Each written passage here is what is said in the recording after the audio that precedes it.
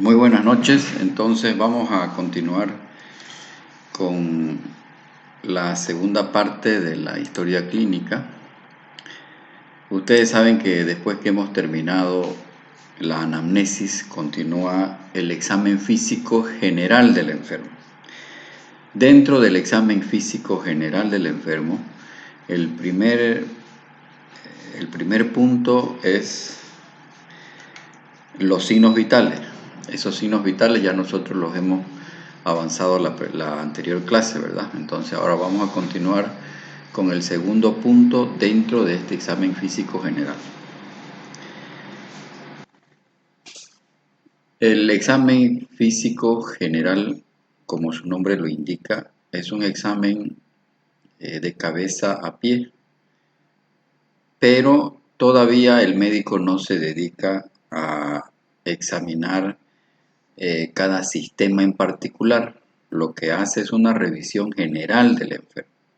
Y dentro de esta revisión general, el segundo punto es valorar lo que se llama el estado general del enfermo. Es muy importante la valoración del estado general del enfermo. Cuando una enfermedad es crónica, cuando una enfermedad lo ha postrado al enfermo, lo que uno espera es que haya un compromiso del estado general. Por ejemplo, en la imagen que vemos, se trata de un enfermo que se lo ve muy consumido. Ha perdido mucha masa muscular, a eso se llama sarcopenia. Se le ve la conformación torácica sin masa muscular. Se lo ve emaciado, se lo ve los brazos sin masa muscular. Por lo tanto, cuando uno ve a un enfermo en estas condiciones, debe inferir y debe asumir que su enfermedad es, sin duda alguna, crónica. Entonces, mal estado general indica lo más probable una enfermedad crónica. No tiene por qué una enfermedad aguda, de evolución aguda, comprometer el estado general. Una enfermedad aguda puede provocar gravedad, pero no mal estado general. Entonces, cuando uno habla del estado general, generalmente se refiere a un enfermo que ha debido estar mucho tiempo postrado en cama. Estar en estas condiciones puede deberse a muchas enfermedades, por ejemplo, la tuberculosis, un paciente que tiene diagnóstico de cáncer, un cáncer gástrico, un cáncer de colon, un cáncer de páncreas, un paciente portador del VIH en etapa de SIDA, un paciente con cáncer pulmonar también puede estar en estas condiciones. Las bronquiectasias son frecuentes que produzcan este estado. Las micosis pulmonares también pueden provocar un mal estado general. Entonces, el estado general está en relación directa con el tiempo de evolución de la enfermedad. Pero aclaro de que el estado general no está en relación directa con la gravedad. Es decir, yo puedo morirme de la noche a la mañana sin pasar por un mal estado general. Por ejemplo, a mí me da un ataque cardíaco y yo no necesito estar en mal estado general para morirme. O sea, no sé si lo entienden, pero no existe una relación directa, no es igual, mejor dicho, la gravedad de un enfermo con el mal estado general. Obviamente, un paciente en mal estado general tiene más riesgo de morirse que el paciente que no está en mal estado general, ¿verdad? Entonces, en la historia clínica, cuando uno está rellenando la historia clínica, es importante anotar el estado general del enfermo, porque el enfermo puede estar sufriendo un ataque cardíaco y está en buen estado general. Entonces yo tengo que poner ahí paciente en buen estado general, aunque esté sufriendo un ataque cardíaco, pero su estado general está bueno. Entonces hay dos dos formas de cómo uno va a describir en la historia clínica: el mal estado general o el buen estado general. En esa diapositiva se ve a un enfermo que, más que mal estado general, denota un estado de gravedad. ¿Por qué? Porque obviamente este es un paciente que está dependiendo de un respirador, porque está intubado. Si ustedes se fijan ahí, aquí está el tubo orotraqueal por donde está asistiéndose a través de un respirador, ¿no es verdad? Está también con sonda nasogástrica el paciente. Está también con una vía venosa central, un catéter venoso central sobre su clavia izquierda.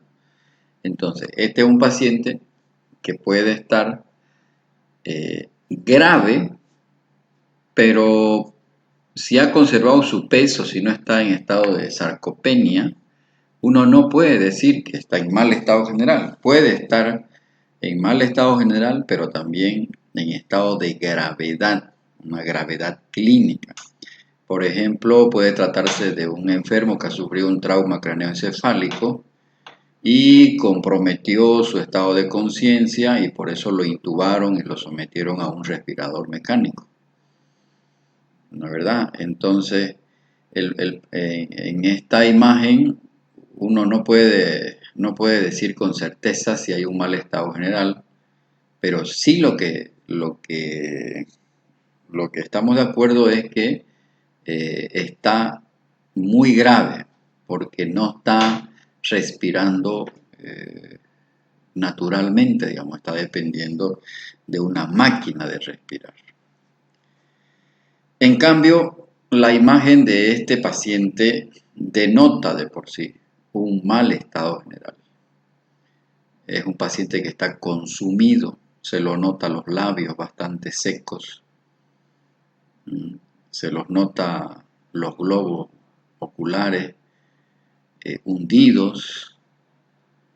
Si nosotros descubriéramos su cuerpo para verlo, seguramente que ha debido perder peso, a lo que se llama la sarcopenia, cuando se pierde masa muscular.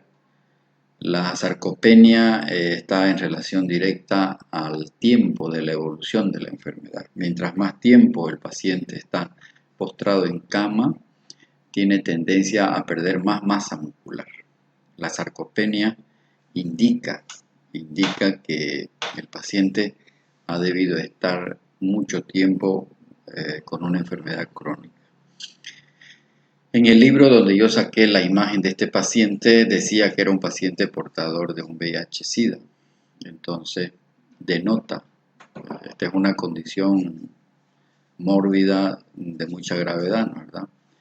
Entonces, no se olviden nunca de, cuando estén haciendo la historia clínica, que tienen que anotar cómo han recibido al enfermo, si ha estado en buen estado general, pero gravemente enfermo, o puede estar el enfermo en mal estado general, o en buen estado general, pero gravemente enfermo. Es decir,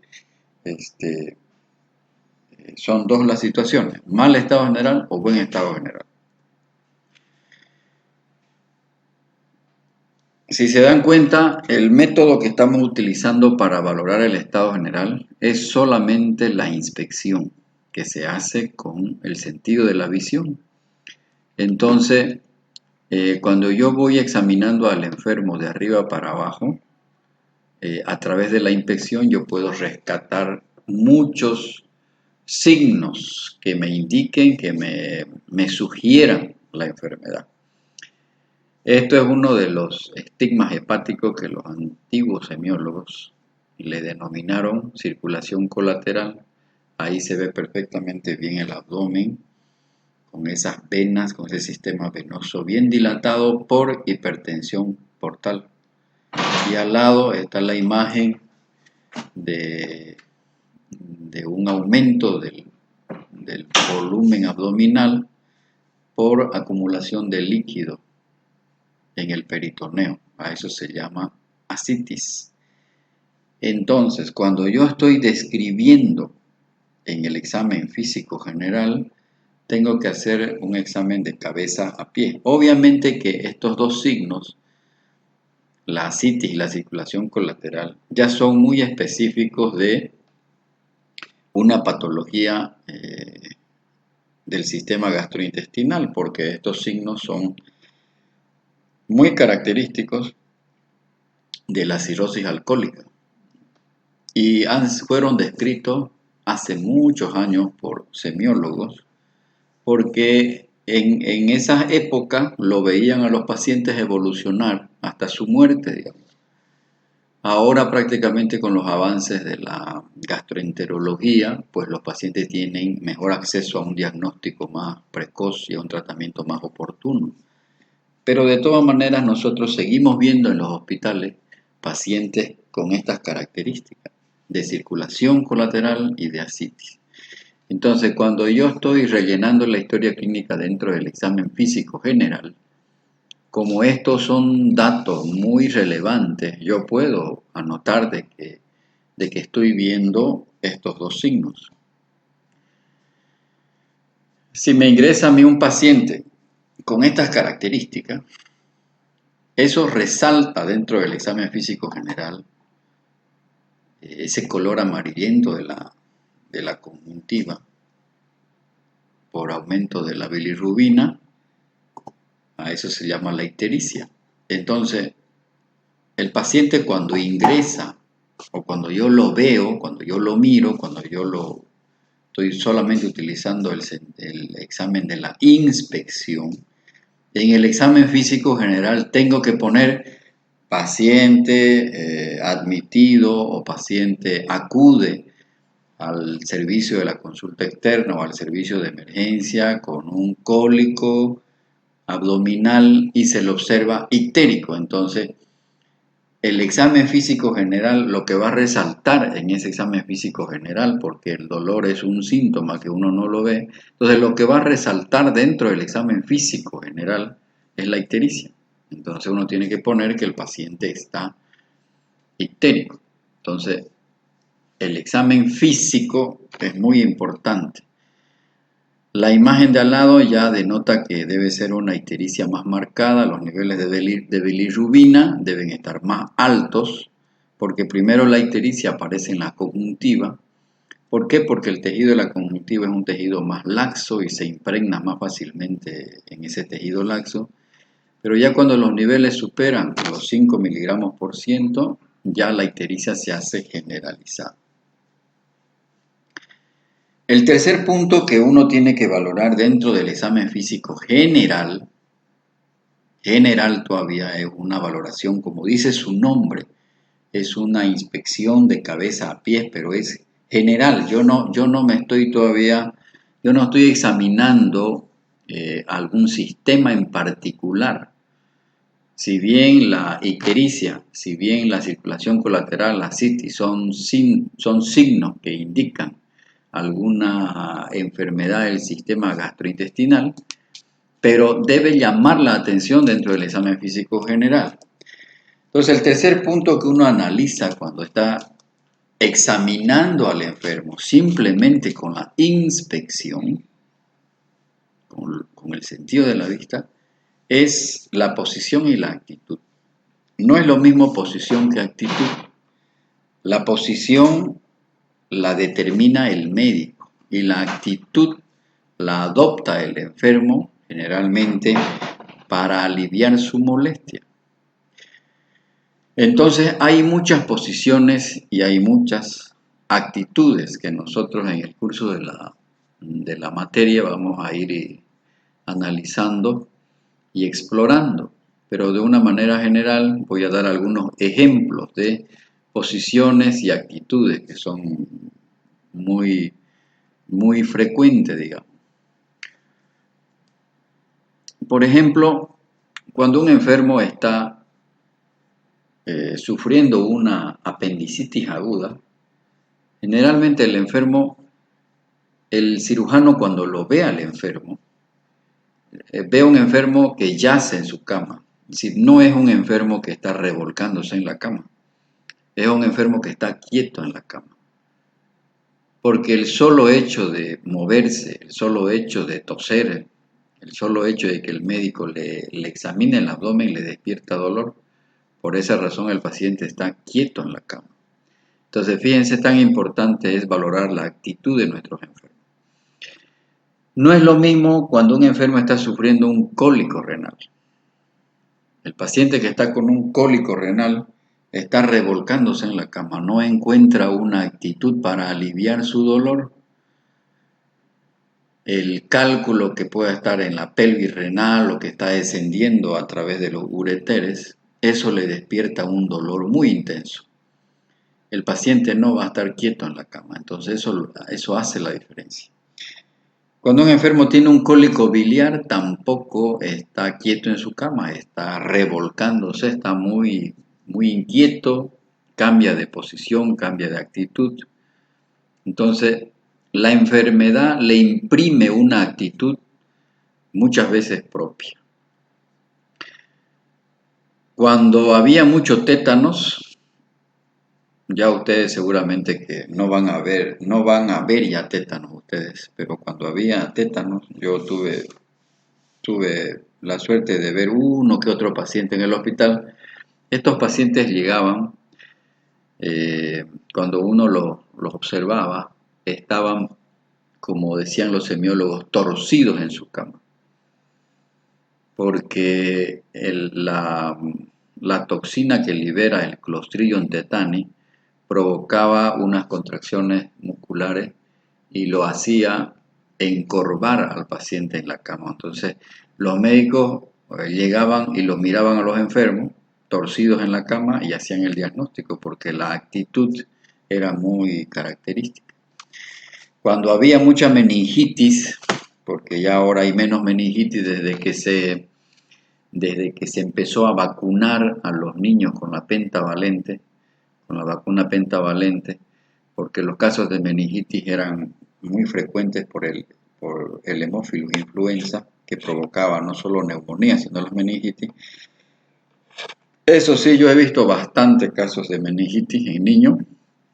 Cuando hice mi internado en el Hospital Mario Ortiz de Santa Cruz, estos niños adoptaban una posición que se llamaba posición en gatillo de fusil, que ahorita vamos a ver. Entonces, la actitud que toma el enfermo, en resumen, nos orienta a la enfermedad. Otra actitud, otra posición que es muy frecuente en pacientes que sufren de pericarditis exudativa o que evoluciona a derrame pericárdico, estos pacientes no toleran estar en decúbito dorsal horizontal. Ellos se inclinan hacia adelante para aliviar su dolor y su disnea.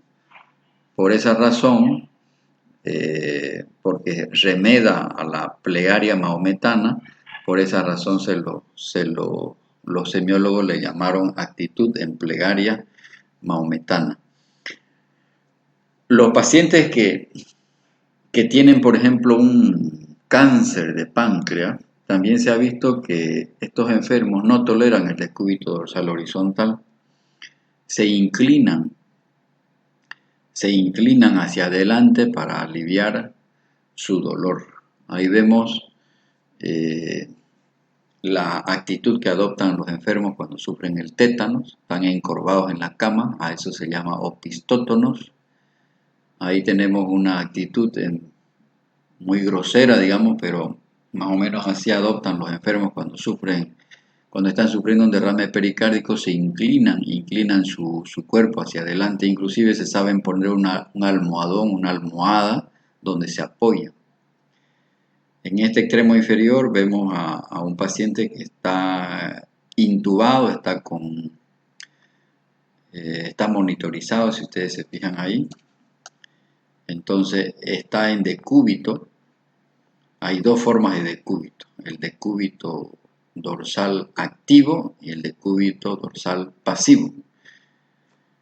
El decúbito dorsal activo es cuando el enfermo está acostado de espalda pero que voluntariamente él se puede mover. En cambio, el decúbito dorsal pasivo es cuando está acostado en cama, pero él es incapaz de moverse voluntariamente. Esta es la clásica imagen de un enfermo que puede estar sufriendo un evento coronario agudo. Puede ser un preinfarto, puede ser un infarto como tal. La literatura indica que el paciente se lleva la mano al pecho, tiene una facies de ansiedad, de angustia, de desesperación, de desasosiego. Entonces, cada vez que ustedes vean un enfermo así en esa actitud, puede sugerir algo muy grave, aunque no es específico, digamos, ¿no ve? Puede ser que tenga un dolor simplemente osteomuscular, puede ser una embolia pulmonar, pero lo más frecuente es que se trate de un evento coronario agudo. Lo importante no es el diagnóstico en sí, sino la actitud, esa actitud que toma el enfermo debe uno como médico valorarla. Dentro de los pacientes que están en estado de coma hay dos posturas, una postura de descerebración y una postura de descorticación, que nosotros la vamos a ver cuando llevemos semiología neurológica. Esto es muy específico ya dentro de la semiología neurológica. Entonces lo vamos a dejar para cuando llevemos semiología neurológica, pero de todas maneras, aquí se ve a un enfermo en decúbito dorsal, está monitorizado, si ustedes se fijan, está con una cánula orotraqueal, está intubado por lo tanto, está con una vía venosa sobre el brazo izquierdo, el brazalete para la toma de presión está en el brazo derecho, está con una sonda Foley, entonces quiere decir que es un paciente que está en estado de coma, porque sus funciones vitales están asistidas, la respiración está asistida, ¿no es verdad? No puede controlar esfínter, por lo tanto, por esa razón está con sonda vesical. A ver, imagínense que ustedes lo reciben a este enfermo que fue intubado en otro hospital y lo están derivando a un hospital de segundo nivel y ustedes están de guardia y le tienen que hacer la historia clínica del enfermo. Entonces, cuando hagan la historia clínica del enfermo, ustedes tienen que describir cómo lo están recibiendo al enfermo. De hecho, que este enfermo está en mal estado general, pero además de estar en mal estado general, debe estar en estado crítico, en estado de gravedad. ¿Por qué? Porque sus funciones vitales están siendo asistidas, porque está intubado, está con sonda vesical. Eso quiere decir que no controla esfínter. El controlar esfínter denota una integridad del sistema nervioso.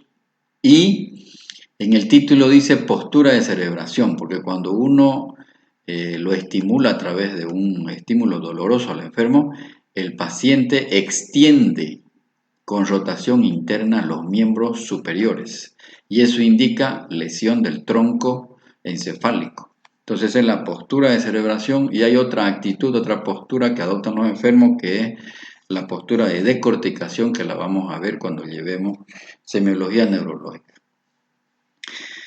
Este enfermo tiene las piernas flexionadas, no por gusto, debe ser porque en esa actitud el enfermo alivia alguna molestia que tiene. Normalmente uno cuando se acuesta en la cama, uno tiene una posición con la que duerme mejor, digamos, ¿verdad? El enfermo hace lo propio, el enfermo va a adoptar una actitud con la que puede aliviar su molestia.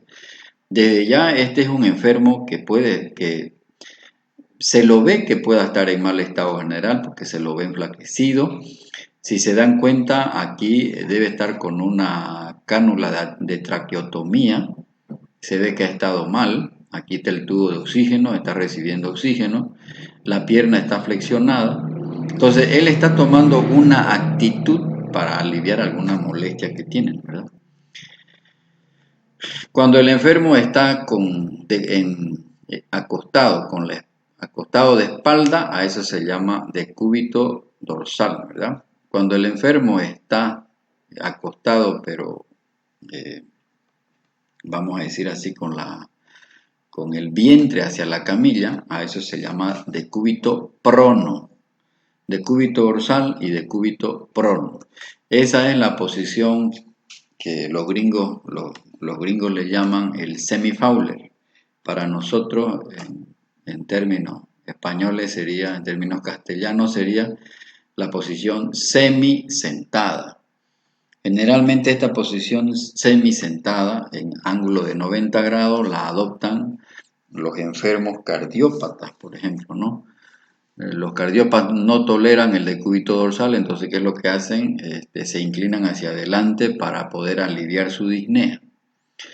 Entonces, hay muchas actitudes que uno como médico tiene que valorar. Esta imagen del medio indica, es la actitud antiálgida que generalmente la adoptan los enfermos cuando tienen una lumbalgia, por ejemplo, un dolor en la región lumbosacra.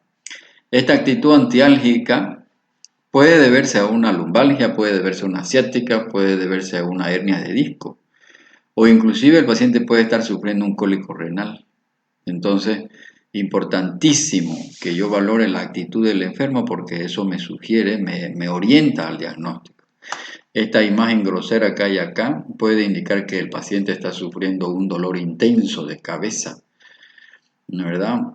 O puede estar sufriendo un dolor ocular por un glaucoma, digamos.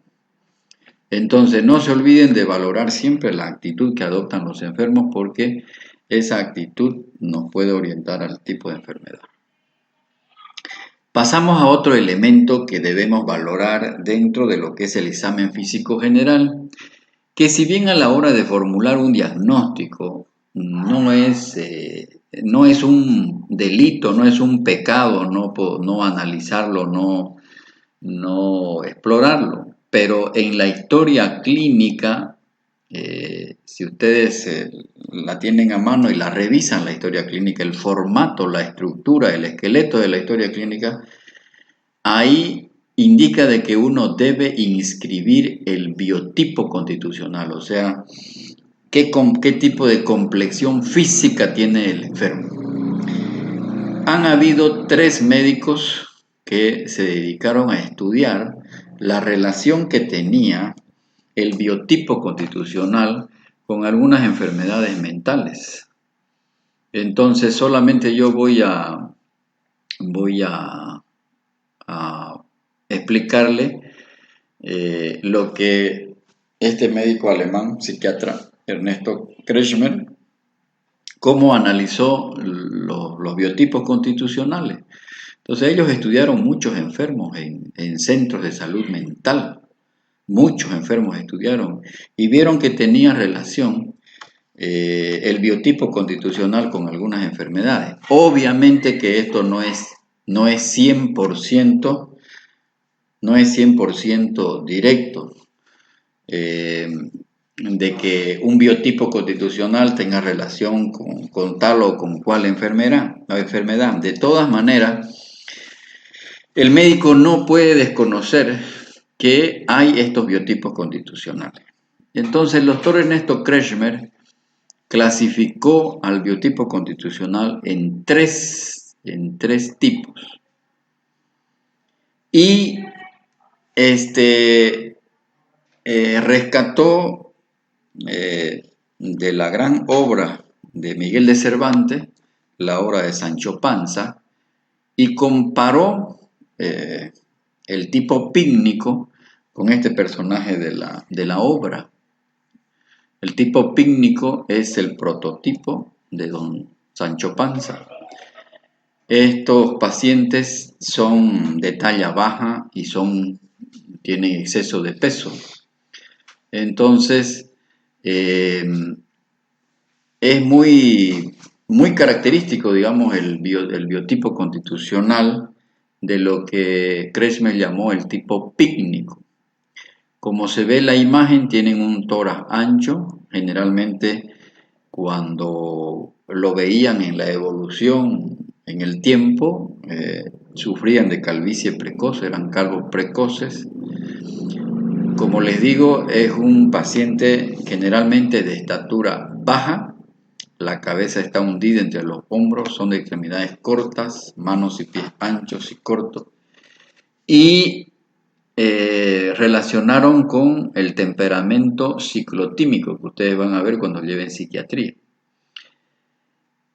¿Cuál es la importancia de este hábito constitucional? Que cuando Kretschmer los estudió, vio de que las enfermedades cardiovasculares, las enfermedades metabólicas como la diabetes y la gota, eran más frecuentes en estos pacientes, al igual que la enfermedad bipolar.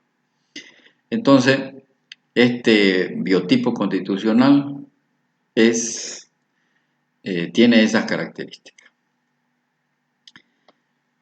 El otro biotipo es el que Kretschmer le llamó el leptosómico, y él lo asimilaba al personaje de Don Quijote en la obra maestra de Miguel de Cervantes.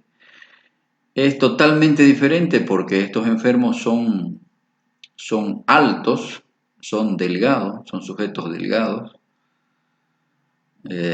Recuerdo que en semiología de Suros, que es español, decía, tienen la cara de pájaro, su cara es alargada y estrecha, tienen micrognatia, tienen poco tejido adiposo, la nariz es estrecha, las extremidades son largas y delgadas. Entonces es totalmente diferente al prototipo, al pícnico. Este es un paciente, generalmente son sujetos altos y delgados, son flacos, habitualmente no sufren de obesidad. Y estos enfermos tenían relación, como decía Kretschmer, propendían, es decir, tenían más predisposición a sufrir la psicosis, la enfermedad bipolar, y ahora ya no se llama psicosis maníaco-depresiva, se llama enfermedad bipolar. Tenían tendencia a la epilepsia, al envejecimiento prematuro y al temperamento esquizotímico. Y el tercer tipo, el biotipo constitucional que describió Kretschmer, el otro era el tipo atlético. Este es el paciente, tal vez al que siempre los jóvenes tienden a meterse a un gimnasio para desarrollar músculos, entonces el tipo atlético. Estas personas son musculosas, entonces son bastante característicos, ¿no es verdad? Los hombros fuertes y anchos, el tronco trapezoidal con pelvis estrecha, existe una recia armazón ósea, los brazos y las piernas son fuertes, manos y pies grandes. Por lo tanto, es el típico atlético musculoso. Esos son los tres tipos constitucionales que el doctor Kretschmer describió. Y como les dije al principio, no es un pecado no analizar cuando uno está haciendo una historia clínica de emergencia exactamente qué biotipo constitucional tiene el enfermo. Obviamente que cuando pasa la emergencia o cuando uno tiene tiempo, tiene que anotar qué tipo constitucional tiene el paciente, porque la historia clínica lo obliga al médico a colocar el biotipo constitucional. El otro aspecto del examen físico general, muy importante en la valoración, es valorar la facie y la expresión. O sea, una cosa es el macizo facial y otra cosa es la expresión fisonómica que la enfermedad le imprime al enfermo. O sea, el estado de ánimo, el estado de alegría, el estado de depresión, el estado de cualquier enfermedad, le imprime un gesto particular al enfermo. Entonces, es importante valorar esto. Por ejemplo, cuando un enfermo está sufriendo un ataque cardíaco, ese ataque cardíaco desconfigura su facie. El enfermo no va a tener la misma expresión. El enfermo va a estar con una expresión de ansiedad, de angustia, de desasosiego. O sea, le va a cambiar su fisonomía. Entonces es importante analizar la expresión. Y la semiología nos indica que hay muchas facies características. que la describieron los semiólogos cuando veían los enfermos. O sea, los veían al enfermo y ya la misma fascia le permitía asumir, inferir qué diagnóstico tenía el enfermo.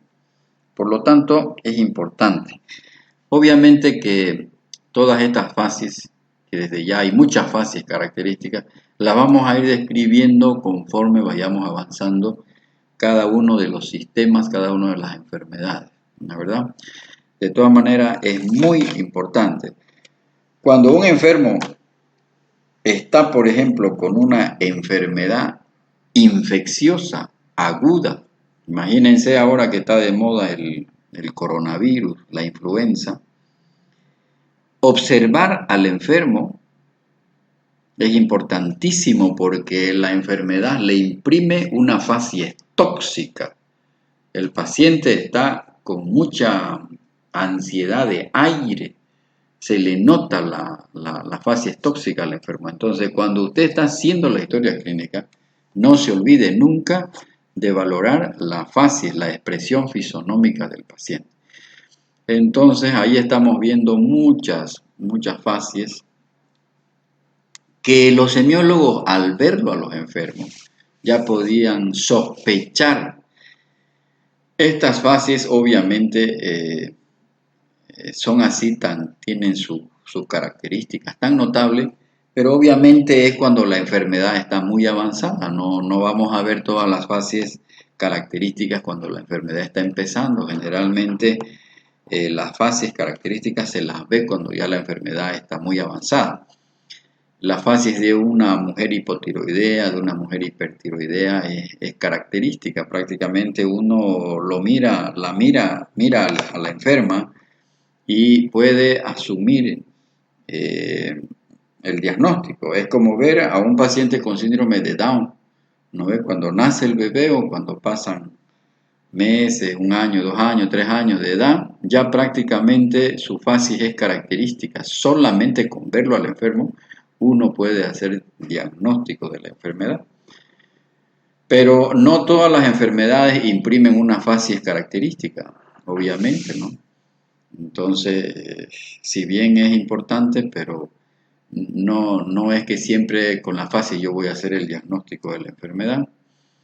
Entonces, hay muchas fases y ustedes van a encontrar en los libros de semiología, en la red de internet pueden encontrar muchas fases que son bastante características y que ya tras que uno lo vea al enfermo ya puede hipotetizar el diagnóstico. Dentro del examen físico general, un aspecto importante es valorar el estado de conciencia. Ustedes saben que la historia clínica está orientada al problema. Si a mí me llevan en una ambulancia para asistir a un enfermo que ha sufrido un trauma craneoencefálico en vía pública, cuando yo llego y lo examino al enfermo, probablemente no me va a interesar el biotipo constitucional. Lo más importante en ese contexto clínico sería examinar el estado de conciencia y los signos vitales. Obviamente, porque el estado del enfermo así lo amerita. Entonces, la valoración del estado de conciencia es fundamental cuando el contexto clínico así lo defina. Si yo estoy en la guardia y me traen a un enfermo que sufrió un dolor de pecho en su casa, intenso, es un paciente de 50 años que tiene factores de riesgo, hipertenso, diabético, y lo traen en un radiomóvil al enfermo, llega al hospital el enfermo con historia de un dolor en el pecho y el paciente llega caminando pero con dolor en el pecho. En ese enfermo no me interesa el estado de conciencia, porque obviamente que debe estar vigil porque está llegando caminando. Entonces el estado de conciencia pasa a ser secundario en mi valoración. Lo que a mí me interesa en ese enfermo que está llegando Lo que a mí me interesa dentro del examen físico general, en ese enfermo que está llegando con un dolor del pecho, no es el estado de conciencia. ¿Qué me va a interesar? Es valorar los signos vitales. En ese enfermo sí necesito valorar los signos vitales, explorar el sistema cardiovascular, porque puede estar sufriendo un ataque cardíaco. Entonces, la valoración, el componente de esa valoración del examen físico general, la prioridad que yo le debo dar a cada uno de estos componentes que estamos viendo, está en base al contexto clínico. Retomando el ejemplo de valorar a un enfermo que está en vía pública porque ha sufrido un trauma craneoencefálico, como les decía, ahí dos cosas solo me interesan: el estado de conciencia y los signos vitales, saber si está vivo el enfermo y saber si hay alteración del estado de conciencia. Entonces el estado de conciencia lo vamos a ver con más detalle cuando veamos semiología neurológica, pero lo que quiero decirles es que el estado de conciencia pasa por estos cuatro etapas. La vigilia es lo que normalmente en el estado en que uno está, a eso se llama el estado de vigilia. Está vigila el paciente, está orientado en tiempo, en espacio, responde su nombre, su edad, sabe dónde está. Ese es un paciente que está en estado de vigilia. Pero hay otro enfermo que puede estar obnubilado, desorientado, puede estar que no responde a las preguntas, no sabe su nombre, no se ubica, no se orienta. Ese paciente está obnubilado. El paciente que ronca, cuando ustedes vean a un paciente que está roncando, es porque que puede estar en estado de sopor, y después de ese estado de sopor pasa al estado de coma. Voy a adelantarme que el score que se utiliza para valorar el examen físico, el estado de conciencia, es el famoso, la escala de coma de Glasgow. Entonces eso lo vamos a ver cuando llevemos semiología neurológica. Pero no se olviden que dentro del examen físico general está valorar el estado de conciencia siempre y cuando el estado clínico así lo amerite. Entonces, lo otro que debemos valorar dentro del examen físico general es el estado nutritivo. No es lo mismo cuando yo estoy recibiendo a un enfermo, encontrarlo con un peso normal a que esté desnutrido, en estado enflaquecido, en estado de caquexia. Entonces, por lo tanto, el estado nutricional siempre entra dentro de la valoración del examen físico general, porque es muy importante. Cuando yo estoy llenando la historia clínica, se lo pesa, se lo talla al enfermo, si es que se puede tallarlo, si es que se lo puede pesar. Pero de igual, es decir, uno puede hacer una valoración a priori, no necesita pesarlo y tallarlo para darse cuenta si el paciente está con peso adecuado, está en estado de obesidad, está desnutrido, enflaquecido, caquéctico. Entonces el estado nutritivo entra dentro de la valoración del estado general, como dice Argente Álvarez, porque son 9 a 10 parámetros, 7 a 8 parámetros que se valoran dentro del examen físico general. Nosotros en este momento no estamos todavía haciendo un examen físico focalizado por sistemas. Estamos haciendo un examen físico general, un pantallazo de cómo está el enfermo. Y por esa razón también está la valoración de la piel, porque obviamente cuando yo estoy examinando a un enfermo, no es lo mismo que el paciente esté con una coloración de la piel normal a que esté cianótico o a que esté pálido. Si un paciente está desnutrido y pálido, eso me indica que debe ser una enfermedad crónica. No es lo mismo que tenga una enfermedad crónica pero que no le haya comprometido su piel, digamos. Si no está anémico, puede ser que no sea una enfermedad crónica, pero si uno ve al paciente que está con palidez cutánea mucosa, eso expresa que debe ser una enfermedad crónica. En la valoración de la piel no solamente se explora el color, sino también la humedad. O sea, hay que ver si la piel está húmeda, si está seca.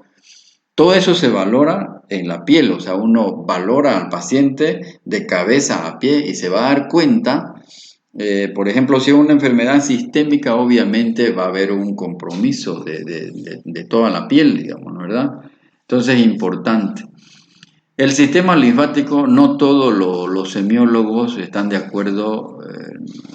Hay un desacuerdo en realidad en que si el sistema linfático debe ser parte del examen físico general o debe ser parte del examen físico regional. No nos vamos a pelear por esta razón, pero lo importante es que nunca hay que dejar de examinar el sistema linfático. El sistema linfático está distribuido en todo el cuerpo humano, nunca se olviden. Fundamentalmente aparecen ganglios en enfermedades infecciosas y cuando hay enfermedades linfoproliferativas como el cáncer. Nunca se olviden de explorar los ganglios. Ganglios del cuello, ganglios axilares, ganglios inguinales. Importantísimo es valorar los ganglios. Los ganglios pueden ser dolorosos, pueden ser indoloros, pueden ser duros, pueden ser blandos. Entonces, no se olviden de valorar el sistema linfático. Y finalmente, lo otro que se valora dentro del examen físico general es la respiración, pero no en cuanto a la frecuencia respiratoria, porque la frecuencia respiratoria ya la hemos valorado en el primer punto del examen físico general, que es la toma de los signos vitales. Acá más que todo se valora el tipo de respiración, o sea, cómo está respirando el enfermo, si está con una respiración normal. Cuando respira normal se llama respiración eupneica, pero puede estar respirando rápido el enfermo, eso se llama taquimnia. Puede estar respirando con una frecuencia baja, eso se llama bradimnia. Pero aquí lo que se trata en este examen físico general es fundamentalmente valorar dos tipos de respiraciones que son que indican gravedad, digamos, la respiración de Cheyne-Stokes, que generalmente se presenta en pacientes que están en estado de hipoxia. Es muy frecuente ver la respiración de Cheyne-Stokes en pacientes que están en insuficiencia cardíaca congestiva. Los alvéolos se llenan de agua y eso genera hipoxia, y esa hipoxia es la que genera la respiración de Cheyne-Stokes. Esta respiración de Cheyne-Stokes la vamos a ver cuando veamos semiología respiratoria, o sea, el examen físico del sistema respiratorio con más detalle. Y la otra enfermedad que produce respiración de Cheyne-Stokes son los traumas craneoencefálicos cuando se acompañan de edema cerebral. Por ejemplo, un paciente con un accidente cerebrovascular isquémico masivo, un accidente cerebrovascular hemorrágico con compromiso del estado de conciencia, los enfermos pueden tener respiración de Cheyne-Stokes.